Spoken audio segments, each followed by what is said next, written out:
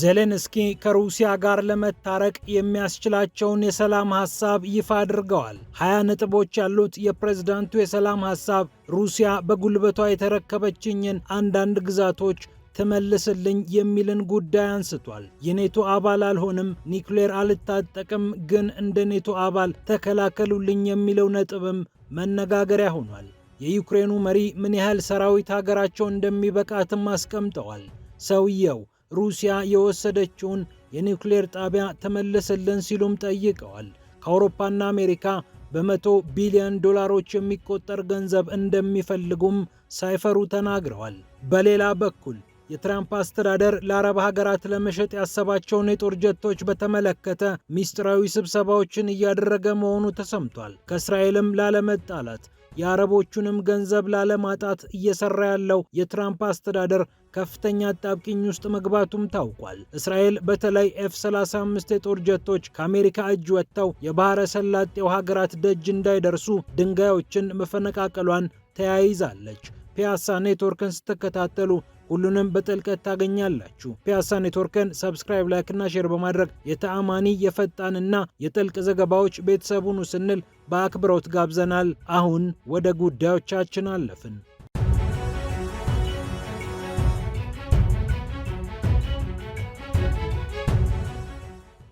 ዜሌንስኪ ከጀርባቸው ደብቀው ወዲህና ወዲያ ሲያደርጉት የነበረውን የሰላም ሐሳብ ይፋ አድርገዋል። 20 ነጥቦች ያሉትና የአሜሪካው ፕሬዝዳንት ዶናልድ ትራምፕ 28 ነጥቦችን ይዘው ካቀረቡት የሰላም ሐሳብ በመለጠቅ የወጣው ይህ የሰላም ሐሳብ በርካታ ነጥቦችን ይዟል። ሩሲያ ከተቆጣጠረቻቸው ግዛቶች እንድትወጣ ዜሌንስኪ በይፋ የጠየቁበት ይህ የሰላም ስምምነት ሐሳብ በተዘዋዋሪ ዩክሬን የኔቶ አባል እንደማትሆን የሚያረጋግጥ ነው። ነገር ግን ልክ በኔቶ መተዳደሪያ አንቀጽ 5 መሰረት አንድ የኔቶ አባል ሀገር ሲጠቃ ሌሎች የኔቶ አባል ሀገራት ተረባርበው ጥቃቱን እንደሚያስቆሙት ሁሉ ይህንን የመሰለ የደህንነት ዋስትና ይሰጠኝ፣ ግጭቱ ቢቀጥል አሜሪካም ኔቶም አውሮፓዎችም ተሰባስበው ይከላከሉልኝ ስትል ዩክሬን በፕሬዝዳንቱ አማካኝነት ይፋዊ ጥሪ አቅርባለች። የኒውክሌር የጦር መሳሪያዎችን ላለመታጠቅም በሰላም ስምምነቱ ነጥቦች ላይ አስቀምጣለች። በዶንባስ አካባቢ ያለውን ውዝግብ ለመቋጨት ደግሞ አወዛጋቢዎቹ ቦታዎች አካባቢ ያለው ጦር በተወሰነ ኪሎ ሜትር ወደ ኋላ እንዲያፈገፍግ ከዚያም ከጦር ነፃ የሆነ ቀጠና እንዲመሰረትና በእነዚህ ቀጠናዎች ላይ ልዩ የኢኮኖሚ ዞኖች እንዲመሰረቱ ፕሬዝዳንቱ በሐሳባቸው ላይ አቅርበዋል። እስከ 75 በመቶ የሚሆነውን የዶኔስክ አካባቢ የተቆጣጠረችው ሩሲያ ብትሆንም ዩክሬን በተቀረችው 25 በመቶ ላይ ጦሬን ሙሉ ለሙሉ ከማስወጣ ይልቅ አሁን ጦሬ ከቆመበት ስፍራ 5ም 40 ኪሎ ሜትር ወደ ኋላ ላፈግፍግ፣ ሩሲያም ተመሳሳዩን ታደርግ፣ እስከ 40 ኪሎ ሜትር ወደ ኋላ ጦሯን ትግፋ፣ ከጦርነት ነፃ የሆነ ቀጠና ፈጥረን ኢኮኖሚያዊ ዞን እናድርገው ብለዋል ዜሌንስኪ።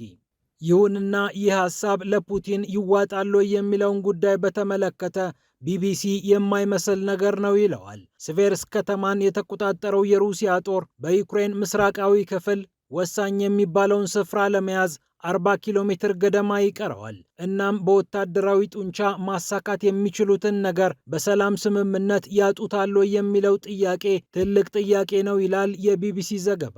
ሌላኛው የዜሌንስኪ ፍላጎት ነፃ የኢኮኖሚ ዞኖቹን እኛው ራሳችን በፖሊሳችን አማካኝነት ልንጠብቀው ይገባል፣ ሩሲያዎች አይደለም ሊጠብቁ የሚገቡት ብለዋል። የዜሌንስኪ ጥያቄዎች እንዲህ በቀላሉ የሚቋጩ አይደሉም። የዛፖሪዥያን የኒውክሌር ኃይል ማመንጫ ሩሲያ ትመልስልን ሲሉ በይፋ ጥሪ አቅርበዋል። ከመለሰችው በኋላም አሜሪካና ዩክሬን 50-50 ድርሻ ይዘው የኒውክሌር ጣቢያውን ያስተዳድሩ የሚል አስገራሚ ጥያቄም አቅርበዋል። የትራምፕ አሜሪካ ደግሞ ሩሲያም ትግባበትና ለ3 የኒውክሌር ጣቢያውን እናስተዳድረው ብላ ሐሳብ አቅርባ እንደነበር ይታወቃል። ከዶንባስ ውጪ የተባለችው ዩክሬን በፕሬዝዳንቱ አማካኝነት ሩሲያ ከያዘቻቸው ስፍራዎች ትልቀቅ የሚል ሌላ አይነት ጥያቄ ይዛ ብቅ ብላለች። ከካርኮቭ፣ ከድኔፕሮፔትሮቭስክ፣ ከሱሚና ከኒኮላይቭ አካባቢዎች የሩሲያ ጦር የያዛቸውን ግዛቶች ለቆ ይውጣልኝ ስትል ኪየቭ ጠይቃለች። በዶኔስክ፣ በሉጋንስክ፣ በዛፖሪዥያ እና በኬርሰን አካባቢ ደግሞ የሁለቱ ሀገራት ጦር ባለበት እንዲረጋ የዩክሬን ሐሳብ ሆኖ ተቀምጧል። ሌላኛው ዜሌንስኪ ያስቀመጡት የሰላም ነጥብ ዩክሬን በሰላሙ ጊዜ 800,000 ጦር ሊኖራት ይገባል የሚለው ነው። 800,000 ጦር ማስተዳደር የምንችልበት አቅም ላይ አይደለንም ሲሉ የነበሩት ዜሌንስኪ የአውሮፓን ወይም የአሜሪካን ገንዘብ ጠብቀው ይሁን አይታወቅም 800,000 ጦር ይኖረናል የሚል ሐሳብ አቅርቧል። በትራምፕ የሰላም ሐሳብ ላይ ግን 600,000 ይበቃሻል ተብላ ነበር ኪየቭ። የሰላም ስምምነት ከተፈራረምን በኋላ ምርጫ እናካሂዳለን የሚለው ነጥብ ከ20ዎቹ ነጥቦች መካከል ተዘርዝሮ ተቀምጧል። የዜሌንስኪ የሰላም ነጥቦች ሩሲያን ያስደስታሉ ተብለው አይጠበቁም። ምናልባት የኔቶ አባል አገር አልሆንም የሚለው ነገር በተወሰነ ደረጃ ሞስኮን ቢያስደስታትም የኒውክሌር የጦር መሳሪያ አይኖረኝም የሚለውንም ነጥብ ልትወደው ብትችልም ቀሪውን ዶንባስ አላስረክብም፣ ጭራሽ እነ ካርኮቭን እነ ድኔፕሮን ሱሚንና ኒኮላይን መልሰሽ አስረክብ የሚለው ሐሳብ ግን ለሞስኮ እንደማይዋጥላት ይታመናል። ከዶንባስ በግድም በውድም ትወጫለሽ የተባለችው ኪየቭ በዚህ ጉዳይ ላይ ያላት ይፋዊ አቋምና ምላሽ ይጠበቃል። ከሞላ ጎደል ልትመልስ የምትችላቸው ነገሮች የሚጠበቁ ቢሆንም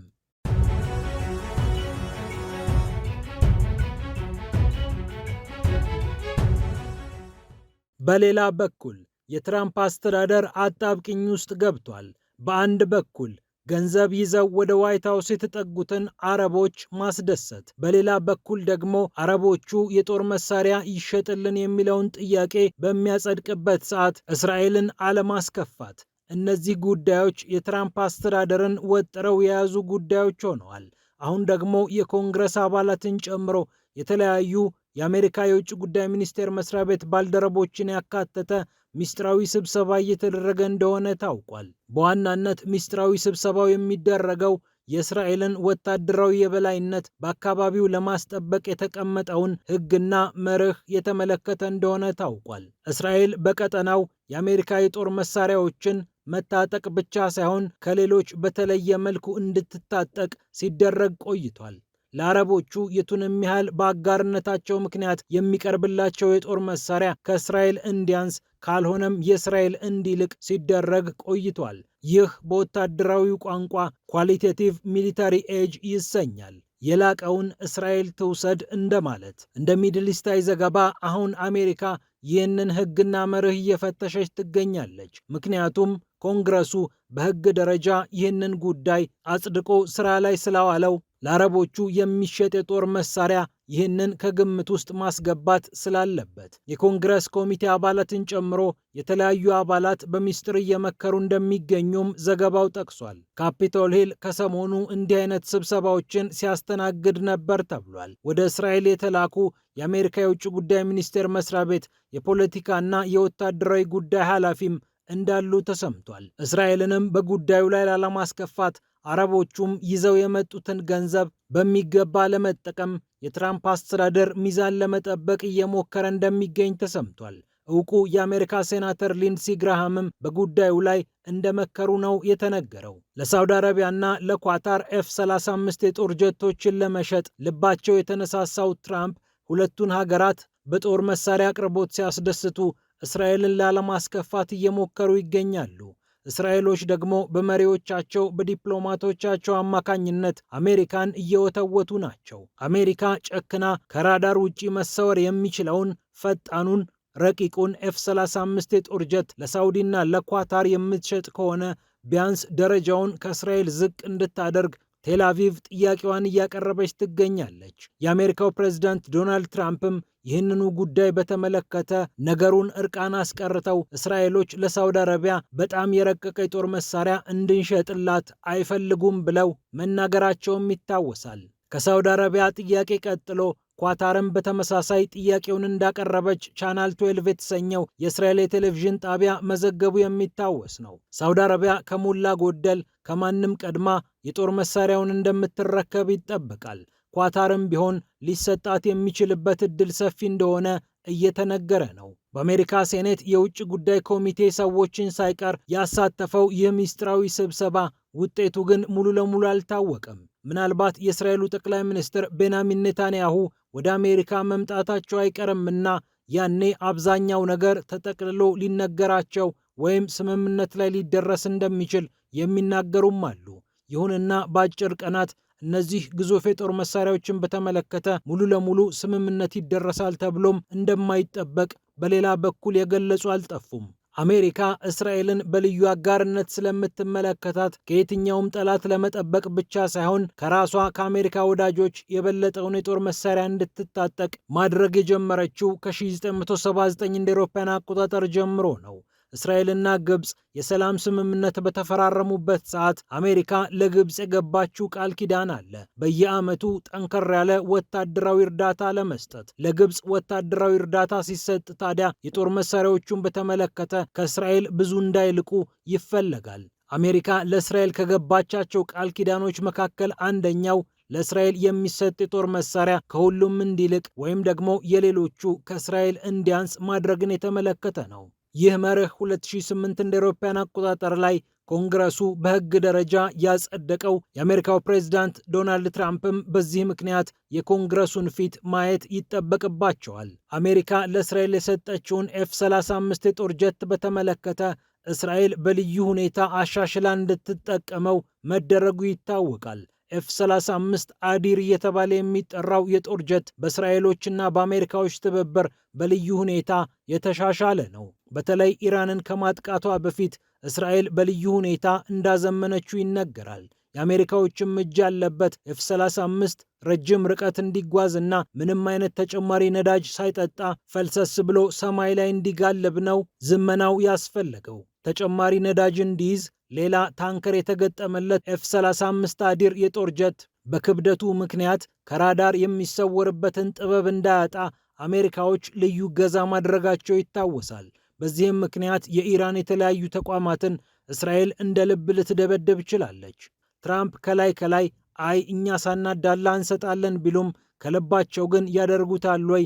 አጠያያቂ ጉዳይ ነው። ምናልባት ጀቱን በተመለከተ በእስራኤል ምድር ምንም አይነት ጥቃት እንዳይፈጽም አሜሪካ ከረጅም ርቀት ሆና ልትቆጣጠር የምትችልበት እድል እንዳለ ይጠረጠራል። የሆነው ሆኖ እስራኤልን ላለማስከፋት፣ አረቦቹን ለማስደሰት ትራምፕ በሁለቱ መሃል ያለውን መንገድ ፈልገው እየተጓዙ ነው።